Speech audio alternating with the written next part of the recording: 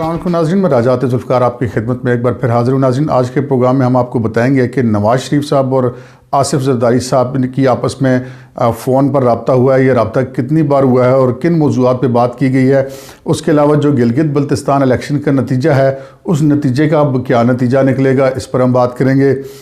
इसके साथ साथ हम आपको बताएंगे कि जो ग्रैंड डायलॉग है वो जो अपोजिशन के दरमियान और इस्टेब्लिशमेंट के दरमियान और हुकूमत के दरमियान होना था, उसके में मामलात अब कहाँ तक पहुँचे हैं। उसके साथ साथ जो तहरीक लब्बैक का जो धरना था, ये कैसे हुआ और फिर ये कैसे ख़त्म हो गया और इसके मकासद क्या थे, और इसके साथ साथ जो है वो कोरोना की कहानी है वो क्या है, इस पर हम बात करेंगे। और ये कि पीडीएम की आइंदा हिकमत अमली और हुकूमत की आइंदा हिकमत अमली क्या है। तो इससे पहले कि हम अपने प्रोग्राम को आगे बढ़ाएं, आपसे गुजारिश है कि अगर आपने हमारा चैनल अभी तक सब्सक्राइब नहीं किया तो इसे सब्सक्राइब कर लीजिए और बेल का बटन भी दबा दीजिए ताकि हमारी तमाम वीडियोज़ आपको बर वक्त मिलती रहें। नाज़रीन, गिलगित बल्तिस्तान इलेक्शन के नताइज जो हैं वो मुकम्मल हो गए हैं, जिस पर अपोजिशन की तकरीबन सभी पार्टियों ने जो है वो एहतजाज किया है, उनको शफाफ करार नहीं दिया है। गिलगित बल्तिस्तान इलेक्शन के हवाले से हम बार बार ये कह रहे थे कि ये जो इलेक्शन है उसका नतीजा ग्रैंड डायलॉग का मुस्तकबिल तय करेगा, और इसके जो नताइज आए हैं उस पर जो तहफ़्फ़ुज़ात ज़ाहिर किए गए हैं, बल्कि बिलावल ज़रदारी साहब ने जो इस पर रद्द अमल दिया वो तो इंतहाई शदीद रद्द अमल दिया है। उनके रद्द अमल में तंज़ भी बड़ा नुमाया है, उसमें गुस्सा भी बहुत नुमाया है। और उसके साथ साथ जो दीगर पार्टियाँ हैं, पाकिस्तान मुस्लिम लीग नून और दीगर जो अपोजिशन जमातें हैं, उन्होंने भी बहुत ज़्यादा तहफ़्फ़ुज़ात का इज़हार किया है। नाज़रीन, आपने देखा कि इस इलेक्शन के दौरान वज़ीर-ए-आज़म ने ख़ुद भी वहाँ पर जलसा किया गिलगित बल्तिस्तान में, और उनके तमाम वज़रा भी वहाँ पर जाके बाकायदा इंतखाबी मुहिम चलाते रहे, जो कि इंतखाबी ज़ाब्ता अखलाक की सरीहन खिलाफ वर्जी है। जब मोहतरमा कुलसूम नवाज़ साहिबा ज़िमनी इलेक्शन लड़ रही थी और वो बिस्तर अलालत पर थी, तो लाहौर के उस हल्के में जो कि उस वक्त नवाज़ शरीफ साहब वज़ीर-ए-आज़म थे, और कोई वज़ीर-ए-आज़म और उनकी काबीना का कोई भी रुकन उस इलेक्शन की कैंपेन में शरीक नहीं हुआ था कि इलेक्शन का ज़ाब्ता अखलाक यही कहता है। लेकिन गिलगित बल्तिस्तान असम्बली में ना सिर्फ ये सारा कुछ हुआ, बल्कि वहाँ की जो आला अदालत है उसके हुक्म की भी परवाह नहीं की गई। और आपने देखा कि किस तरह वज़ीर-ए-आज़म ने इंतखाबी मुहिम के दौरान जाकर वहाँ पर सूबा बनाने का ऐलान किया। उसके साथ साथ जो वज़ीर अमूर कश्मीर अली मीन गंडापुर मुराद से ये सब वहाँ पर जाके जितनी लीड मिलेगी उतने हज़ार करोड़ रुपए देंगे। आपको तो पता ही है, पहले भी खान साहब कहते थे कि ये तुम्हारे बाप का पैसा है, तो वो फिर अपने ऊपर इस चीज़ को अपने लागू नहीं समझते, और ये तमाम नताइज हुए। उसके अलावा अगर हम देखें तो जो गिलगित बल्तिस्तान इलेक्शन में जो असल नतीजा है वो बिल्कुल भी पीटीआई के हक़ में नहीं आया। और मैं आपको बताऊँ कि गिलगित बल्तिस्तान इलेक्शन में पीटीआई का एक भी रुकन इलेक्शन नहीं जीता। वो आप कहेंगे कि सीटें तो बज़ाहिर जो है वो 8-9 हैं, लेकिन आप कैसे कह सकते हैं कि नहीं जीता? तो वो ऐसे कह सकते हैं कि जितने लोग पीटीआई के टिकट पे इलेक्शन जीते हैं, इनमें से कोई भी शख्स जो है उसका ताल्लुक पीटीआई से नहीं है। ये इलेक्टेबल्स हैं और इनको इलेक्शन से पहले पीटीआई में हुकूमती असर सूख इस्तेमाल करते हुए शामिल करवाया गया था। उससे पहले निगरान वज़ीर आला जो हैं गिलगित बल्तिस्तान के, वो ये कह चुके थे कि पीटीआई का इस इलेक्शन में कोई रोल नहीं है। तो ये एक हुकूमत का प्रेशर इस्तेमाल करके ये सारा मामला मैनेज किया गया, इसको रिग किया गया। लेकिन इसका जो नतीजा निकला है कि जो इस्टेब्लिशमेंट और जो पीडीएम के दरमियान एक ग्रैंड डायलॉग की तरफ मामला जा रहा था, उसमें अब या तो वो बिल्कुल ख़त्म हो जाएंगे तो या उसमें मज़ीद ताख़ीर हो सकती है। जहाँ तक मुस्लिम लीग नवाज़ का तल्लुक़ है, तो मुस्लिम लीग नवाज़ के जो अरकान गिलगित बल्तिस्तान असम्बली पिछले इलेक्शन में इलेक्शन जीते थे,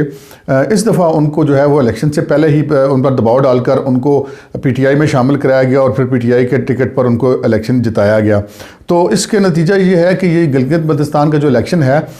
इसके नताइज से ये जो लड़ाई है वो बज़ाहिर बढ़ती हुई दिखाई दे रही है, क्योंकि वज़ीर-ए-आज़म इमरान खान के लिए ये इतलात बड़ी परेशान कौन थे कि अगर ग्रैंड डायलॉग हो जाता है अपोजिशन और जो है वो इस्टेब्लिशमेंट के दरमियान, तो ये हुकूमत के लिए यकीनन कोई अच्छी खबर नहीं थी। तो उन्होंने पूरी कोशिश की अपने वज़रा के ज़रिए ख़ुद इसमें इंटरफेयर करके इस इलेक्शन को मतनाज़ा बनाने की, ताकि ये जो अगर कोई एतमाद साजी की फ़िज़ा है पीडीएम के दरमियान और इस्टेब्लिशमेंट के दरमियान वो ना बन सके। तो नाज़रीन, ये गिलगित बल्तिस्तान का जो इलेक्शन है, इसके नतीजे में जो पीडीएम के बीच में जो जमातें शामिल थीं, वो अगर हम कहें कि मज़ीद एक दूसरे के करीब आ गई हैं, तो ये बेजाना होगा कि जिन लोगों को ये तवक्को थी कि जो पीपल्स पार्टी है वो نواز شریف صاحب کے بیانیے کو سے اختلاف رکھتی ہے یا بلاول صاحب کو اختلاف رکھتے ہیں، تو وہ سارا چیپٹر اب کلوز ہو گیا ہے، کیونکہ اس الیکشن کے نتائج نے اگر کسی پی ڈی ایم کی جماعت کے بیچ میں اگر یہ خیال تھا کہ اسٹیبلشمنٹ کے حوالے سے اگر وہ کوئی نرم موقف اختیار کر کے شاید کچھ آگے بڑھا جا سکتا ہے، تو یہ حکمت عملی ٹوٹلی غلط ثابت کر دی ہے اس الیکشن کے نتیجے نے، اور اس کا پھر یہی نتیجہ نکلا کہ وہی سابق وزیر اعظم نواز شریف اور سابق صدر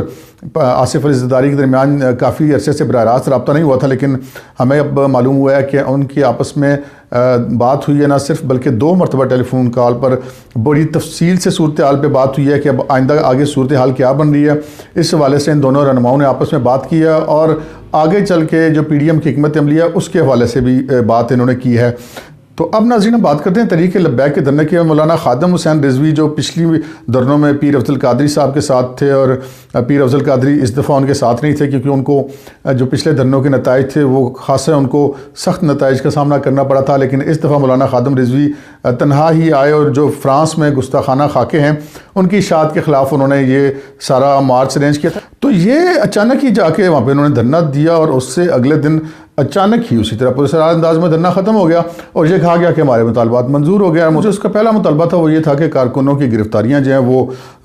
ان کارکنوں کو رہا کیے جائے اور مقدمات واپس لیے جائیں، تو یہ تو بنے ہی اس دھرنے کی وجہ سے تھے، اور اگر یہ دھرنا نہ ہوتا تو وہ نہ ہوتی، تو وہ مطالبہ پہلے نمبر پہ اصولاً نہیں ہونا چاہیے تھا، لیکن وہ پہلے نمبر پہ رکھا گیا۔ اور اس کے بعد یہ کہ جی فرانس کے سفیر کو نکالا جائے، وہاں پہ سفیر تعینات نہ کیا جائے، اور پھر اچانک ہی پتہ چلا کہ وزیر داخلہ اور وزیر مذہبی امور اور چیف کمشنر اسلام آباد کے ساتھ ان کے مذاکرات ہوئے، اور وہ مذاکرات کامیاب بھی ہو گئے ہیں اور مطالبات تسلیم کر لیے گئے ہیں۔ ظاہر ہمیں کوئی ایسا مطالبہ ابھی تک تسلیم ہوتا ہوا نظر نہیں آیا، اور نہ ہی اس سلسلے میں کوئی عملی اقدام ہے کہ جی حکومت سرکاری سرپرستی میں بائیکاٹ کرے گی فرانس کی مصنوعات کا، اور جو سفیر واپس کیا جائے گا، اور جو کارکنوں کی گرفتاریاں ہوں گی۔ تو اب دیکھنا یہ ہے کہ ان کو لالی پاپ دیا گیا ہے یا پھر وہی حساب ہے کہ کھایا پیا کچھ نہیں اور گلاس توڑا 12 آنے۔ کرونا کی بات کریں تو ناظرین کرونا والا معاملہ بڑا پراسرار ہے، جہاں حکومت نے اپنے جلسے ولسے کر لیے، گلگت کا الیکشن ہو گیا، تو اس کے بعد اب چونکہ آگے چل کے پی ڈی ایم کے جلسے ہونے تھے، تو اچانک وزیر اعظم نے ٹی وی پر آ کے کہہ دیا کہ جی کرونا کی لہر بڑی بڑھ گئی ہے۔ اس میں کوئی شک نہیں کہ کرونا کی لہر پہلے سے بڑھ گئی ہے، لیکن دیکھنا یہ ہے کہ جو آپ کہہ رہے ہیں وہ آپ جو قوم سے مطالبہ کر رہے ہیں کہ آپ اس کے اوپر خود بھی کچھ عمل کر رہے ہیں، تو حقیقتاً صورتحال یہ ہے کہ پاکستان کے کسی بھی سرکاری اسپتال میں کرونا کی جو موجودہ لہر ہے اس کے لیے ابھی تک کوئی کرونا وارڈ نہیں بنایا گیا ہے۔ اگر واقعی سچویشن اتنی ٹینس تھی تو یہ کرونا وارڈ ضرور بنایا جانا چاہیے تھا۔ تو پہلے جب کرونا کی لہر آئی تھی تو پاکستان کو بین الاقوامی مالیاتی اداروں نے امداد دی تھی، ورلڈ ہیلتھ آرگنائزیشن کی طرف سے اور دیگر اداروں کی طرف سے، لیکن اس دفعہ وہ امداد نہیں دے رہے، اور وہ یہ کہہ رہے ہیں کہ جو ہم نے آپ کو پچھلی امداد تھی اس کے آپ اخراجات کی ہمیں تفصیل پہلے فراہم کریں تو پھر ہم آپ کو مزید امداد دیں گے، اور وہ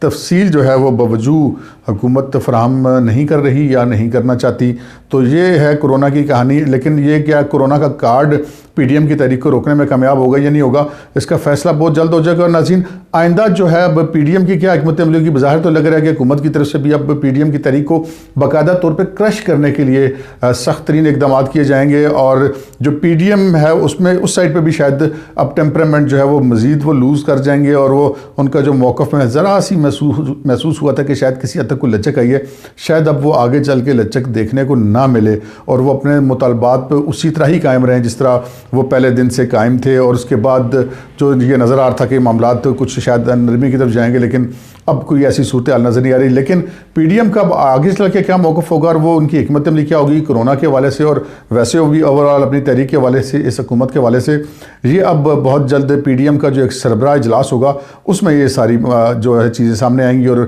یہ فیصلے سامنے آئیں گے۔ آج کے پروگرام میں اتنا ہی، اجازت دیجیے، اللہ حافظ۔